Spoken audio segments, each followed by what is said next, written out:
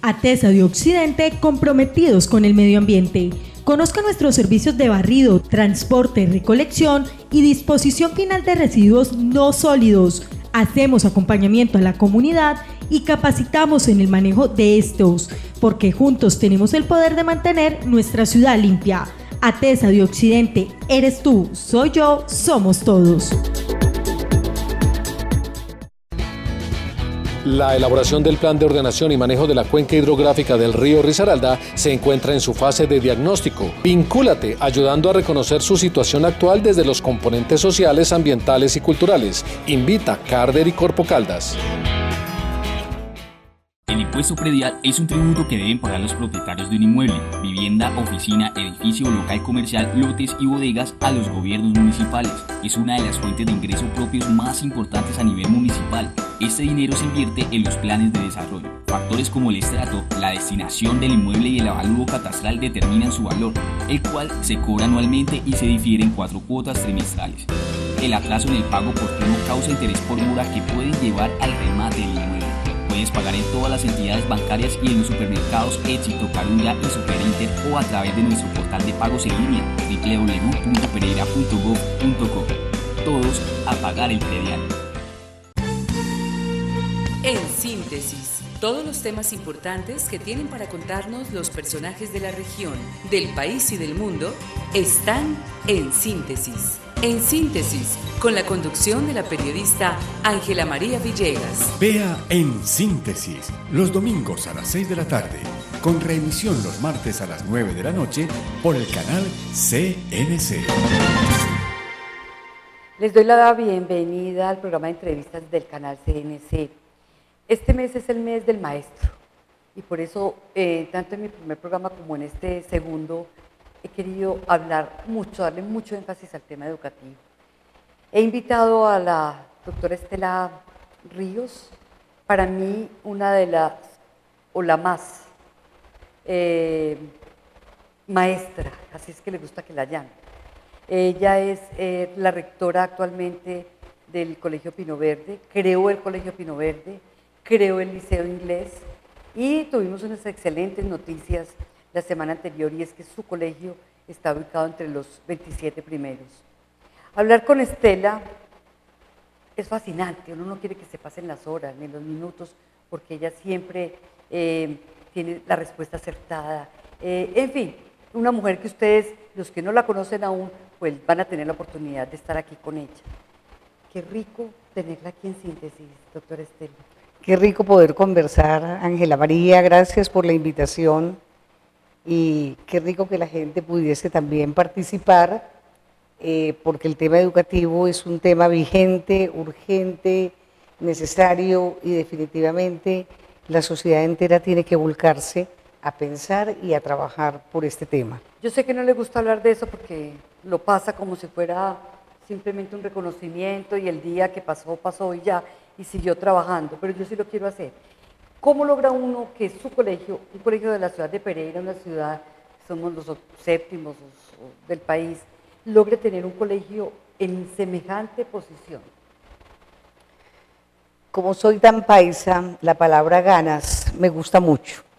Trabajar con ganas es lo que te genera pasión, te hace buscar claridades, encuentras y hallas confusiones, porque todo eso hace parte del camino y de este trasegar en educación.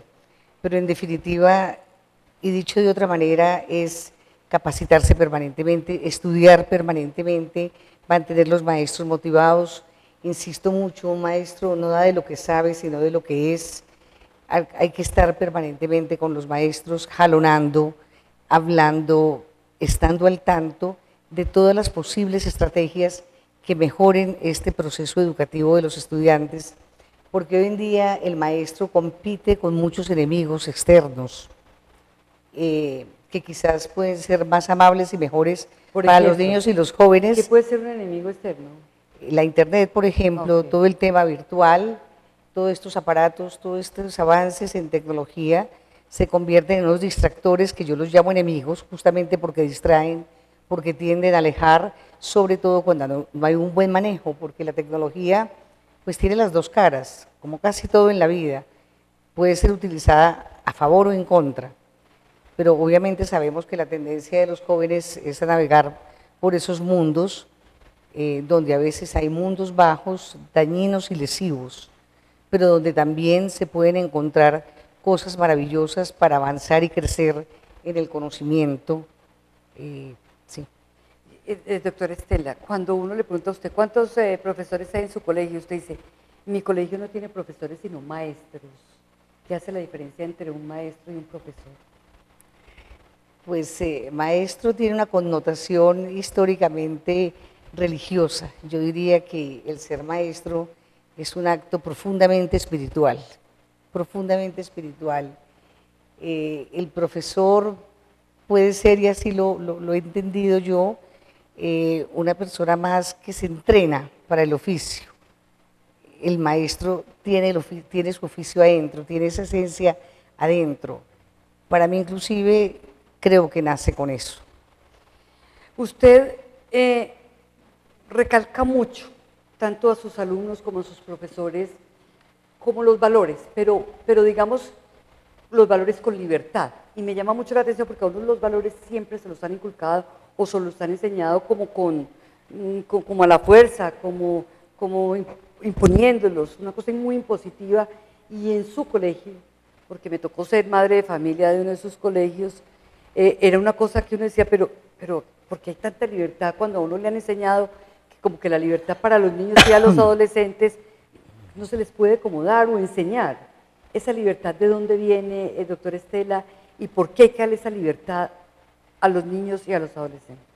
A ver, antes que hablar y tomar ese tema de libertad que a veces pareciera una papa caliente, se la tiran padres de familia, educadores, padres de familia, y genera temores, porque inclusive ese concepto se maneja mucho con la acepción de libertinaje, ¿no? Pero antes de eso hablemos del tema de los valores, que es la cantaleta, porque ya ni siquiera es tema, es cantaleta permanente de abuelitos, de tíos, de mamás, de maestros y de la sociedad en general. El gran tema es que yo he visto que los valores por generaciones han venido siendo enseñados con base en el miedo y en el chantaje, más no en la convicción y en la obligatoriedad. Y eso marca dos caminos totalmente diferentes.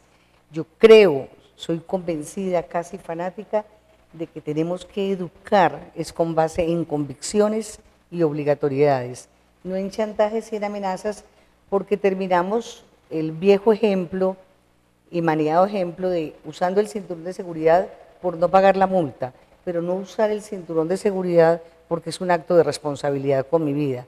Son dos situaciones diametralmente opuestas. Entonces, ¿en qué cultura estamos inmersos? En la de no delinco para que no me castiguen, no hago el mal para no recibir el castigo ni la sanción. Así no puede ser la humanidad. Tenemos que formar en la perspectiva de que es obligatorio. Tenemos que tener la convicción, introyectarla, ¿no es cierto?, la idea, el mensaje, y luego generar hábitos a partir de esa introyección que hemos hecho del cumplimiento del deber, de ser responsables, de ser respetuosos, de ser honestos, que para mí son los tres valores esenciales de cualquier ser humano y de cualquier ciudadano. Hay un tema que no puede pasar en alto y más con personas como usted, y es el tema de la paz. Cuando uno ve un país tan corrupto como el nuestro, en todas las esferas, porque para mí, digamos que la corrupción de cuello blanco es el peor de los males que tiene Colombia, por encima incluso de la guerrilla. Usted ve que ya son los que estudiaron en el sector, digamos que privado, que tuvieron todas las gabelas, los que ahora están en la cárcel. ¿No? Es que el país no lo maneja quienes han hecho o quienes se han especializado o han tenido que ir a la educación pública, sino a la educación privada.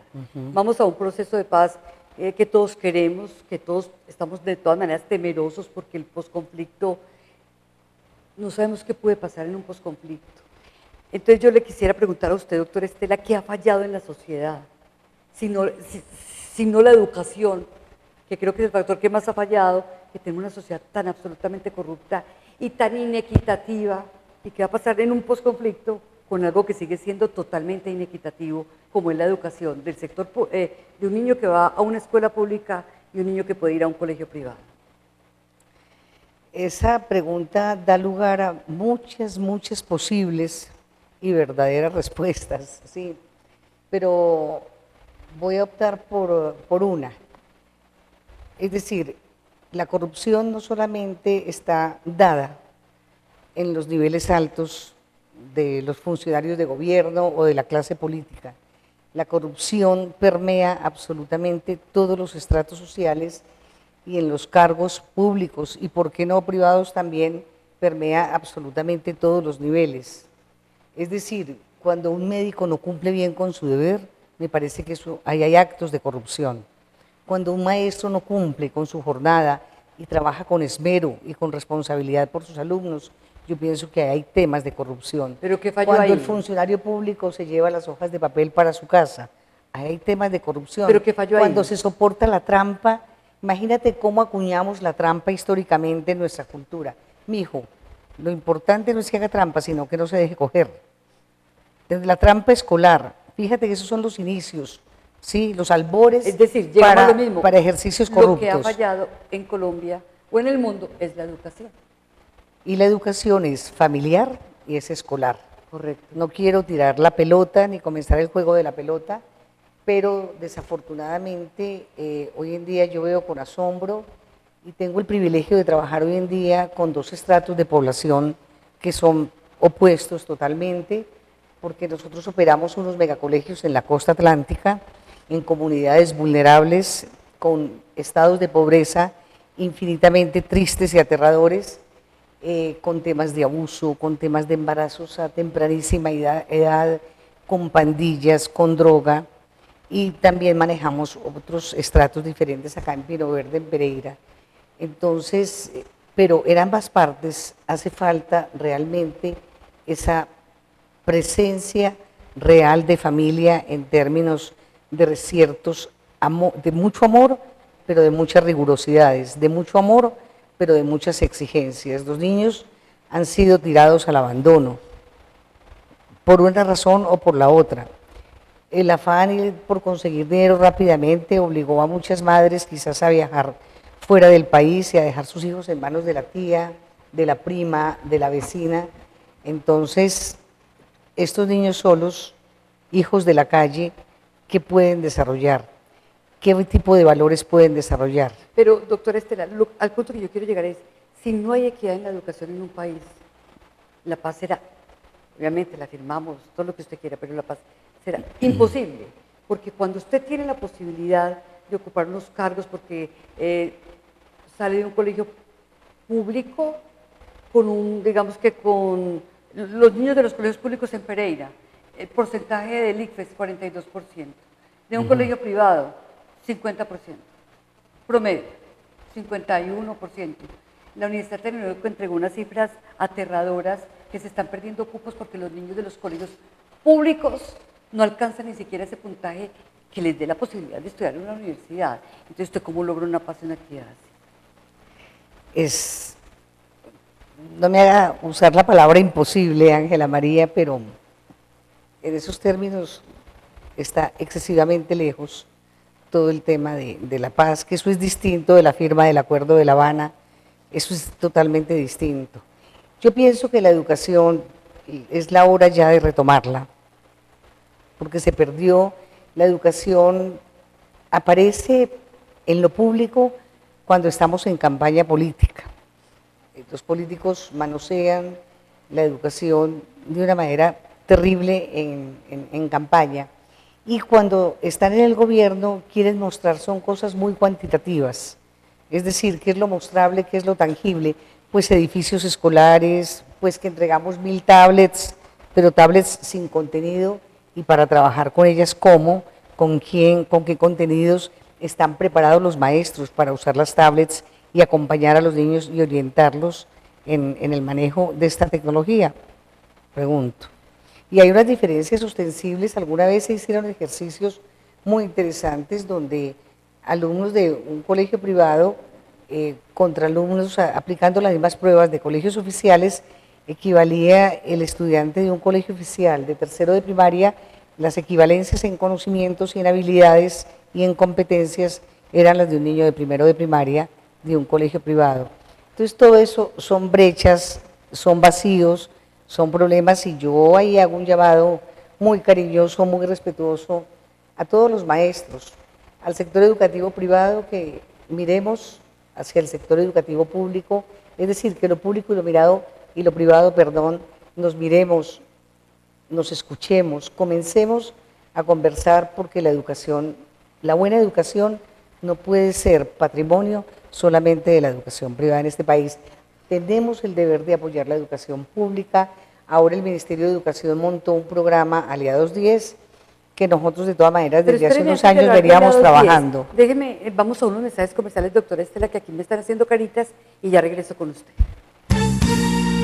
Ya regresamos. Estamos con Ángela María Villegas en Síntesis. ATESA de Occidente, comprometidos con el medio ambiente. Conozca nuestros servicios de barrido, transporte, recolección y disposición final de residuos no sólidos. Hacemos acompañamiento a la comunidad y capacitamos en el manejo de estos, porque juntos tenemos el poder de mantener nuestra ciudad limpia. ATESA de Occidente, eres tú, soy yo, somos todos. La elaboración del plan de ordenación y manejo de la cuenca hidrográfica del río Risaralda se encuentra en su fase de diagnóstico. Vincúlate ayudando a reconocer su situación actual desde los componentes sociales, ambientales y culturales. Invita Carder y Corpo Caldas. El impuesto predial es un tributo que deben pagar los propietarios de un inmueble, vivienda, oficina, edificio, local comercial, lotes y bodegas a los gobiernos municipales. Es una de las fuentes de ingreso propios más importantes a nivel municipal. Este dinero se invierte en los planes de desarrollo. Factores como el estrato, la destinación del inmueble y el avalúo catastral determinan su valor, el cual se cobra anualmente y se difiere en 4 cuotas trimestrales. El atraso en el pago oportuno causa interés por mora que pueden llevar al remate del inmueble. Puedes pagar en todas las entidades bancarias y en los supermercados Éxito, Carulla y Superinter, o a través de nuestro portal de pagos en línea www.pereira.gov.co. Todos a pagar el predial. Estamos presentando En Síntesis con Ángela María Villegas. Doctora, la interrumpí en una cosa muy importante que usted iba a explicar, que es un nuevo sistema adoptado por el Ministerio, y es algo como de 10. No, un programa que ellos decidieron denominar Aliados 10, pero en síntesis lo que persigue ese programa es justamente eso, que generemos alianzas entre lo público y lo privado, que los colegios privados abran sus puertas, abran canales de conversación, ¿sí? Y los colegios públicos lo hagan de igual manera, hagamos pasantías, hagamos intercambios, compartamos muchas cosas que efectivamente y realmente podemos compartir sin temor de ninguna clase, y que ayudaría enormemente a que nuestro sistema educativo colombiano avance positivamente. Doctora Estela, eso incluye una teoría que tal vez, yo no sé a quién se la escuché, si a usted, a la ministra, que usted pueda en un municipio muy pobre, por ejemplo, recibir la clase de un verdadero maestro de matemáticas, no sé, en Bogotá, o en Pereira, o en Cali, que esos niños puedan, a través de esas herramientas de las que usted estaba hablando, pues tener un maestro de otra ciudad, pero que ellos lo puedan compartir.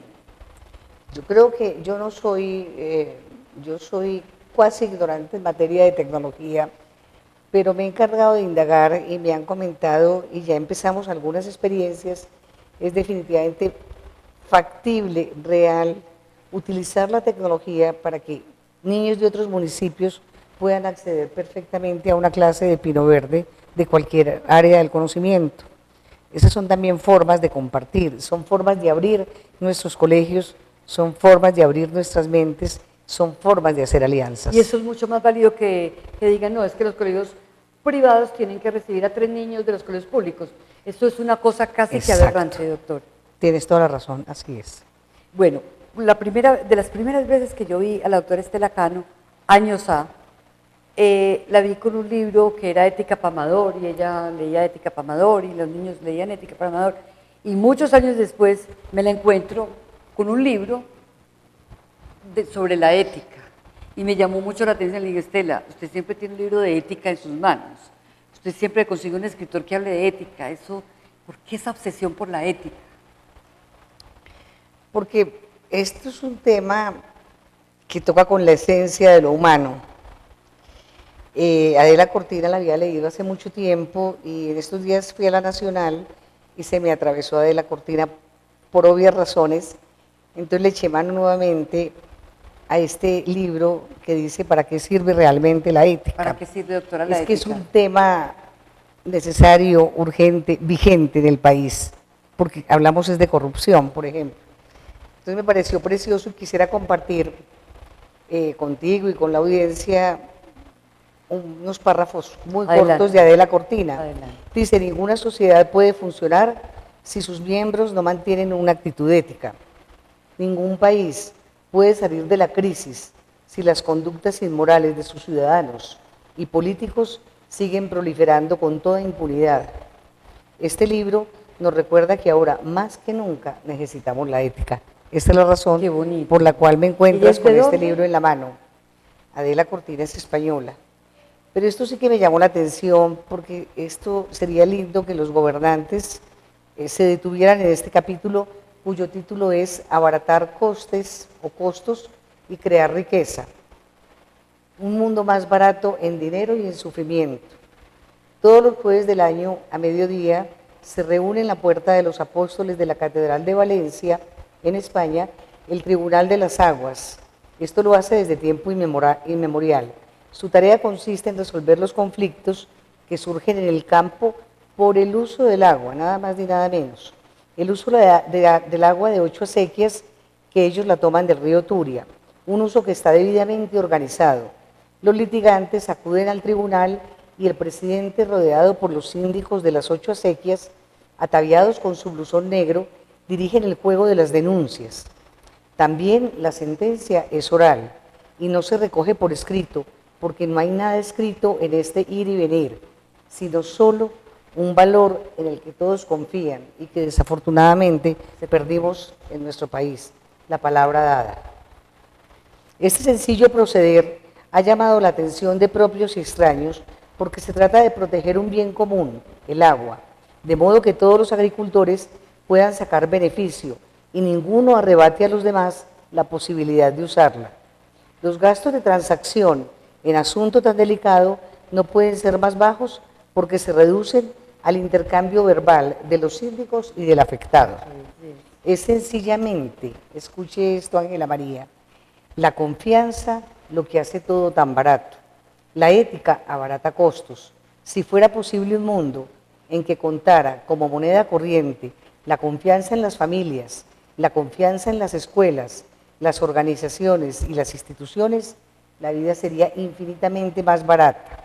Y no solo en dinero, que es lo que parece interesar a tirios y troyanos, sino también y sobre todo en muertes prematuras, en vidas destrozadas, en conflictos en eternos procesos judiciales, en venganzas, en rencores, en papeleos odiosos y en ese costo que varía más o menos, pero que suele acabar pagando los peor situados.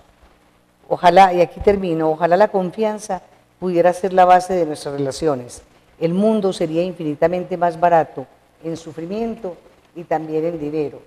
Entonces tenemos desde la familia, desde los colegios, semejante texto, que trabajar en la confianza.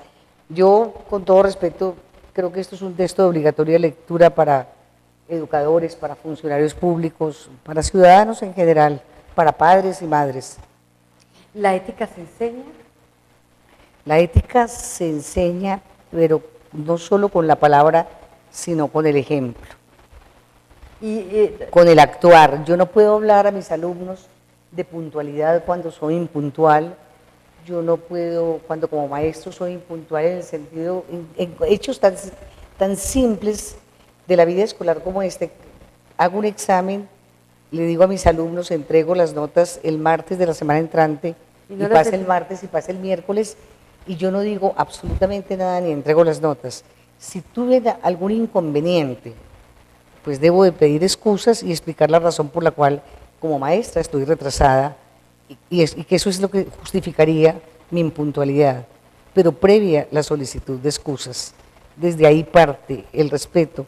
Juan David Aristizábal me encantó en estos días porque pidió excusas para empezar una sesión de Todos por la Educación, porque la empezó media hora más tarde y pidió excusas, porque eso es respeto.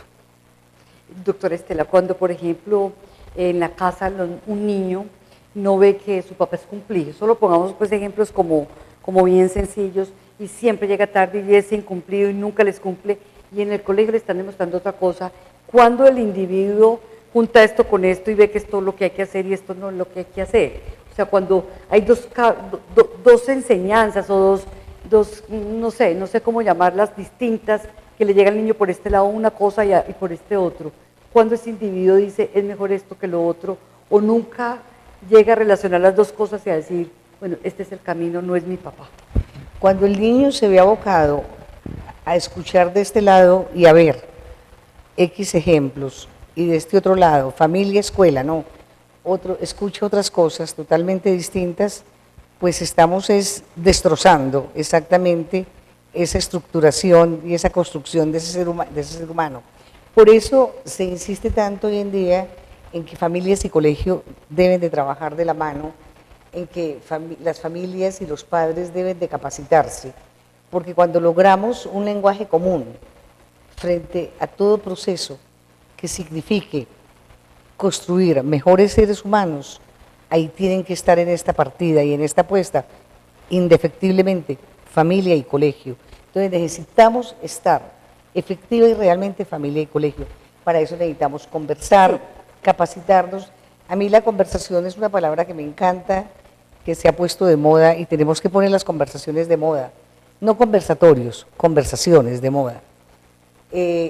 Sentarse a conversar con los padres. Hoy en día existen demasiados videos, están los TED, pero hay muchas formas de capacitarse e informarse. En un colegio público en Cartagena, donde usted dice que tiene niñas violadas, niñas con embarazos prematuros, sin familias, sin muchas cosas. Y digamos que también trabaja con lo privado, que también hay familias totalmente desastrosas en lo privado, pues, y malos ejemplos, y en fin. Usted, cuando no encuentra una familia con quien interactuar, cuando no encuentra absolutamente nada, cuando hay niños abandonados, ¿qué hace? ¿Usted ve la diferencia entre los niños de Cartagena y los niños de Pino Verde? Hay algunas diferencias, pero hay algunas cercanías, hay distancias y hay cercanías, o sea, no necesariamente el estrato socioeconómico marca determinado tipo de cosas. Hay unas tendencias, digamos, por estrato, obvio que las hay, porque pues se presupone a un mayor estrato socioeconómico hay un mayor nivel cultural de la gente, pero a veces también pueden ser excepciones, pero son inversamente proporcionales. Doctora, permítame que ya se nos acaba el tiempo. Antes de que usted concluya el programa, volverles a recomendar este libro. De verdad que creo que es un ejercicio muy válido que volvamos a meter en nuestro cerebro la palabra ética, y no solamente pues como palabra, sino como un ejercicio de vida y como algo que tanta falta a veces nos hace. Y a usted, doctora, la dejo para que concluya en el último minuto el programa que hemos tenido, la conversación que hemos tenido, en síntesis. En síntesis, necesitamos muy amorosos y exigentes padres de familia y unos maravillosos maestros. Muchísimas gracias.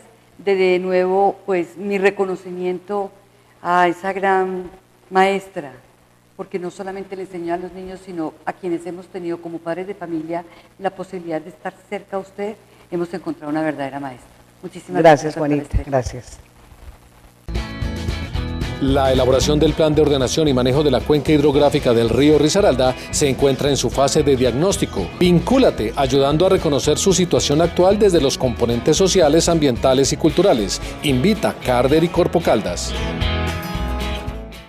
El impuesto predial es un tributo que deben pagar los propietarios de un inmueble, vivienda, oficina, edificio, local comercial, lotes y bodegas a los gobiernos municipales. Es una de las fuentes de ingreso propios más importantes a nivel municipal. Este dinero se invierte en los planes de desarrollo. Factores como el estrato, la destinación del inmueble y el avalúo catastral determinan su valor, el cual se cobra anualmente y se difiere en 4 cuotas trimestrales. El atraso en el pago oportuno causa interés por mora que pueden llevar al remate del inmueble. Puedes pagar en todas las entidades bancarias y en los supermercados Éxito, Carulla y Superinter, o a través de nuestro portal de pagos en línea www.pereira.gov.co. Todos a pagar el predial. ATESA de Occidente, comprometidos con el medio ambiente. Conozca nuestros servicios de barrido, transporte, recolección y disposición final de residuos no sólidos. Hacemos acompañamiento a la comunidad y capacitamos en el manejo de estos, porque juntos tenemos el poder de mantener nuestra ciudad limpia. ATESA de Occidente, eres tú, soy yo, somos todos. En síntesis, todos los temas importantes que tienen para contarnos los personajes de la región, del país y del mundo están en síntesis. En síntesis, con la conducción de la periodista Ángela María Villegas. Vea En Síntesis los domingos a las 6 de la tarde, con reemisión los martes a las 9 de la noche por el canal CNC.